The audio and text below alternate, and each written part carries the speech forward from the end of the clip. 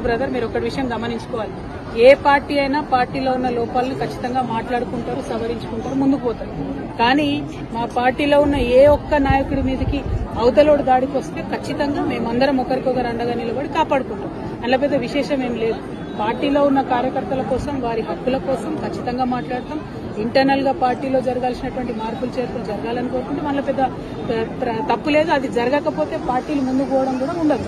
కాబట్టి దానికి దీనికి ముడిపెట్టాల్సిన అవసరం లేదు. మా నాయకత్వం మీద విమర్శ చేసి పబ్బం గడుపుకొని రాజకీయంగా లబ్ధి పొందాలని కాంగ్రెస్ పార్టీ చూస్తే వారి ప్రయత్నాన్ని ఖచ్చితంగా వమ్ము చేస్తాం. ఎవరికైతే మా నాయకుల మీద కేసులు పెడుతున్నారో హరీష్ రావు గారు కావచ్చు, కేటీఆర్ గారు కావచ్చు, అందరికన్నా ముఖ్యంగా కేసీఆర్ గారు కావచ్చు, వారందరినీ కూడా కాపాడుకుంటూ పార్టీని ముందుకు తీసుకొని పోతాం. అంతర్గతంగా మాట్లాడుకునే అనేక అంశాలు ఉంటాయి, అవి కూడా ఖచ్చితంగా మాట్లాడుకుంటాం. Thank you. జై తెలంగాణ. జాబ్ క్యాలెండర్లు వేస్తామని చెప్పి విద్యార్థుల్ని మోసం చేసి, యువతను మోసం చేసి అధికారంలోకి వచ్చినటువంటి సందర్భం మీ అందరికీ తెలుసు. మరి ఇవన్నీ అడుగుతుంటే కాంగ్రెస్ పార్టీ మీద, ముఖ్యమంత్రి గారి మీద ఒత్తిడి పెరుగుతున్నటువంటి సందర్భంలో భరించలేక రోజొక కొత్త డ్రామా కాంగ్రెస్ పార్టీ చేస్తుంది.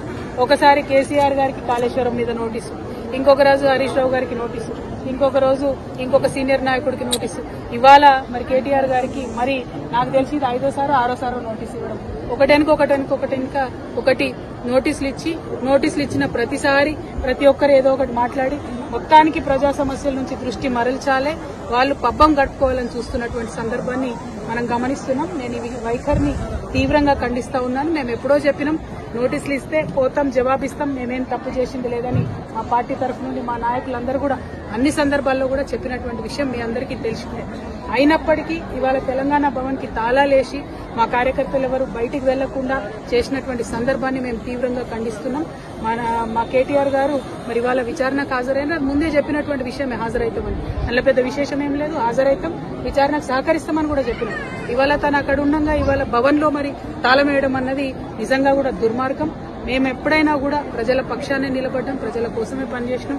అది రాష్ట్ర సాధన కోసమైనా, రాష్ట్రం వచ్చినాక అభివృద్ధి కోసమైనా అనే విషయాన్ని మరొకసారి తెలంగాణ ప్రజలకు తెలియజేస్తూ ఇటువంటి విషయాన్ని ప్రభుత్వం ఎవరికి కూడా చెప్పడం లేదు. మరి ఆ అంశాలన్నీ ప్రజలు ఇవాళ అడుగుతున్నారు. 2500 రూపాయలు ఎప్పుడు ఇస్తారు, మాకు పెన్షన్లు ఎప్పుడు ఇస్తారు, మీరు ఇచ్చినటువంటి హామీలన్నీ ఎప్పుడు ఇస్తారు, విద్యా భరోసా కార్డు ఎప్పుడు ఇస్తారని చెప్పి విద్యార్థులు, ఉద్యోగులు అందరూ అడుగుతున్నటువంటి సందర్భం. వాళ్ళ అమ్మవారి దయ వల్ల జగిత్యాల ప్రజలు, తెలంగాణ ప్రజలందరూ కూడా బాగుండాలని మనస్ఫూర్తిగా కోరుకుంటున్నాం. బీఆర్ఎస్ హయాంలో ఎప్పుడైనా కూడా ఆధ్యాత్మికతకు ప్రాధాన్యతనిస్తూ అన్ని రకాల కార్యక్రమాలు చేసే ప్రయత్నం చేసినాం. అందులో భాగంగా మా బీఆర్ఎస్ పార్టీ ఎంపీ అయినటువంటి దామోదర్ రావు గారు 90 లక్షల రూపాయలు నవదుర్గ సేవా సమితికి విరాళంగా మన ఎంపీ లాడ్స్ నుంచి ఇవ్వడం జరిగింది. అట్లానే మా తొలి చైర్మన్ గారు దావా వసంత గారు కూడా వారి ఫండ్స్ నుంచి వారు ఉన్నప్పుడు ఒక 10 లక్షల రూపాయలు పెట్టడం జరిగింది. అదేవిధంగా మరి చాలా మంచి కార్యక్రమాలు చేస్తున్నటువంటి ఈ సేవా సమితికి మద్దతుగా నిలబడాలని మేమందరం కూడా ఇవాళ వార్షికోత్సవ కార్యక్రమాల్లో పాల్గొనడం జరుగుతూ ఉన్నది. మరి ఇదంతా సందర్భం ఒకటి జరుగుతూ ఉంటే రాష్ట్రంలో ఇవాళ మరి రైతన్నలంతా కూడా ఎదురు చూస్తున్నారు. ఎప్పుడెప్పుడు మాకు రైతు భరోసా వస్తుందని ఎదురు చూస్తున్నారు.